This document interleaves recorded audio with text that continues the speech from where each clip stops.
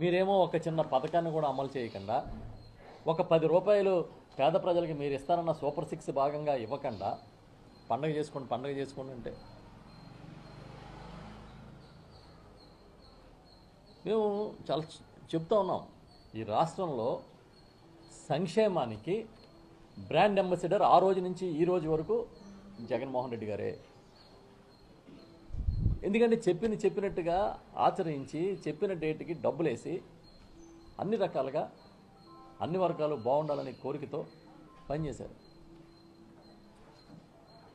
పండగ నాటికి 10 రూపాయలు మీరు ఇస్తారన్న సూపర్ 6 పథకాల్లో భాగంగా 10 రూపాయలు సాయం చేయలే.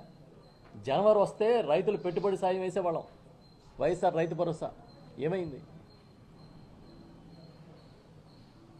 ఇవాళ ఎరువులు బ్లాక్లో కొనుక్కునే పరిస్థితి తీసుకొచ్చారు మళ్ళీ ఈ రాష్ట్రాన్ని.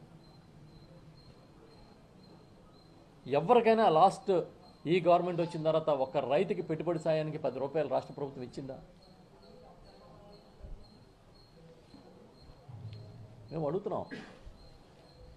దయచేసి ఇప్పటికైనా వాస్తవాల్లోకి రండి. కొత్త సంవత్సరంలో 2025 సంక్రాంతి నుంచి అయినా సరే ఎక్కడెక్కడ లోపాలు జరుగుతున్నాయో సరి చేసుకుని జగన్ గారిని వైఎస్ఆర్ పార్టీని తిట్టిపోసే కార్యక్రమానికి ఇప్పుడైనా కొంచెం మానేసి,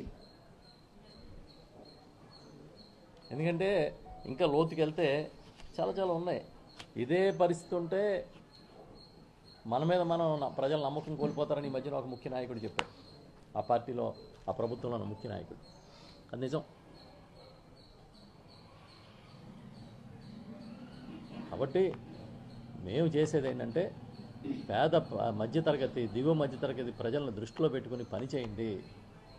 ఈ ప్రభుత్వం పండగ సందర్భంగానైనా సరే కనీసం ప్రజలు బాగుండాలనే ఆలోచన చేయండి. కరెంటు ఛార్జీల దగ్గర నుంచి బస్సు ఛార్జీల దాకా ఏది వదలకుండా దెబ్బ మీద దెబ్బ కొట్టి సూపరు డూపరు పండగ అంటే ఏంటిది? వాళ్ళు చంద్రబాబు నాయుడు గారు ఇంకో పథకాన్ని కూడా ఏదో అనౌన్స్ చేశారు, హ్యాపీ సండే.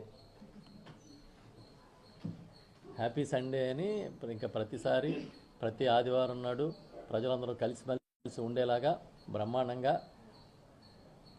డ్యాన్సులు, నృత్యాలు ఇవన్నీ అంటే కార్యక్రమాలని, సాంస్కృతిక కార్యక్రమాలు ఏర్పాటు చేస్తామని.